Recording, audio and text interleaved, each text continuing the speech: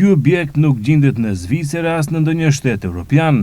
Kjo shkolla e mesme profesionale Mosha Pjade, e njohur si shkolla bujqësore, transformimi që kushtoi 5 milion euro, mjetet të siguruara nga qeveria dhe Bashkimi Evropian, e qetërsuan krejtësisht këtë shkollë, duke e bërë një nga qendrat më moderne rajonale.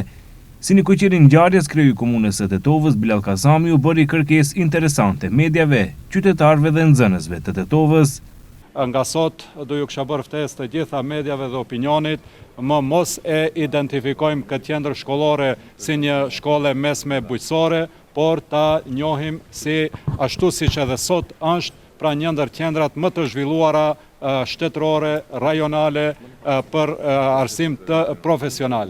Me çka përfundimisht Tetova dhe rajoni Pollogut kanë fituar një qendër moderne ku fëmijët tanë do mund të përgatiten për tregun e punës, atë që i pret në jetën reale. Prandaj edhe një herë faleminderit angazhimit të qeverisë, falënderim edhe ambasadorit dhe përkrahjes nga miqtë tanë nga Bashkimi Evropian dhe angazhimit të gjithë atyre që sot të kemi një qendër moderne të arsimit profesional. Ambasadori i Bashkimit Evropian në Shkup, Mihajlis Rokas, tha se kjo është shembull se si fondet e Bashkimit Evropian dhe të qeverisë mund të bëjnë ndryshime shumë të mëdha, duke potencuar se nuk ka investim më të mirë se sa në arsim.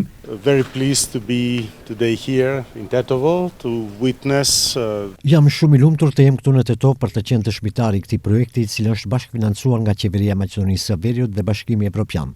Prezenca e kryeministrit, ministrave dhe kryetarit të komunës është domethënëse nuk ka investim më të mirë se sa kjo për të ardhmen e shtetit. Bashkimi Evropian është shumë krenar të mbështesë këtë qendër rajonale që është aset ardhmërie dhe që kontribuojnë në rritjen ekonomike. Dua të komentoj qeverinë dhe kryetarin e komunës për punën që e kanë bërë këtu bashkë me ne.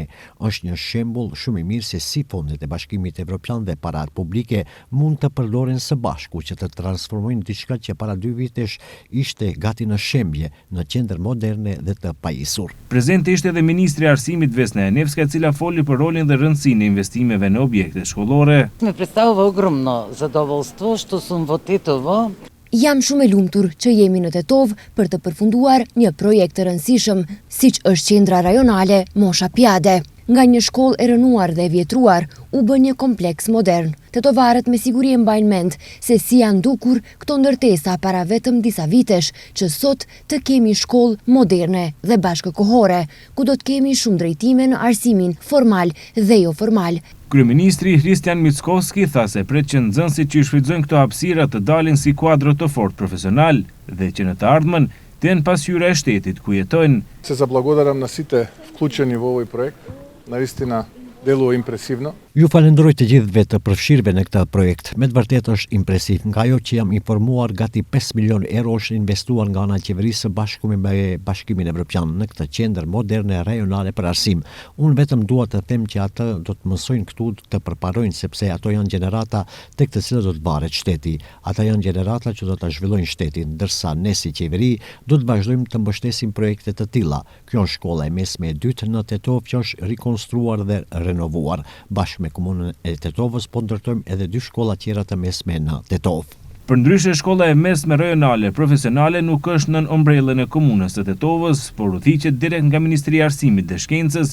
Kjo shkollë për vite me radhë ka pasur reputacion jo të mirë për shkak të kushteve jo të mira, mungesës së laboratorëve dhe kabineteve profesionale për zhvillim avangard të procesit arsimor. Megjithatë, tani pas këtyre investimeve marramense dhe në infrastrukturë, por edhe në mjete dhe kabinete, kjo shkollë profesionale del të jetë më e mirë se të gjitha shkollat tjera në Tetov dhe rrethin.